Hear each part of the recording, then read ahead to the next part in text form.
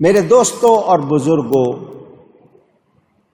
اراءۃ الطریق، ایصال الی المطلوب، ان کی طرف اگر جاؤں گا ٹائم بہت لگے گا، میں نے مختصراً آپ کو بتانا ہے۔ وہ کیا کہ ذاتی اور عطائی، یہ میں بار بار آپ کو سمجھاتا ہوں، ایک بار پھر کہہ رہا ہوں، اس کو یاد کر لیں کہ ذاتی اور عطائی کا فرق ہوتا ہے۔ اس فرق کو ملحوظ رکھنا ہے، پیش نظر رکھنا ہے، سامنے رکھنا ہے۔ ذاتی کا مطلب خود سے کمال والا ہونا، عطائی کا مطلب اللہ کی عطا سے کمال والا ہونا۔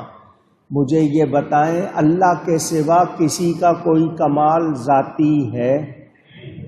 اونچی، جس کسی کو جو ملا ہے اللہ ہی نے دیا ہے، تو اللہ کا دیا ہوا مانیں گے یا نہیں؟ انکار کریں گے تو مسلمان رہیں گے؟ تو ذاتی، اللہ کا ہر کمال ذاتی ہے، مخلوق کا ہر کمال اللہ تعالی کا عطا کیا ہوا۔ اللہ تعالی کے کمال کو فنا نہیں ہے، وہ ختم ہو سکتا نہیں۔ مخلوق کا کمال ختم ہو سکتا ہے، قابل فنا ہے۔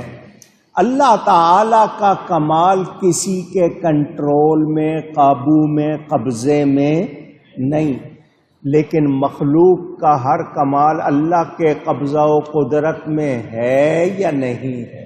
تو جب اتنے فرق ہو گئے تو کیا برابری ہوئی؟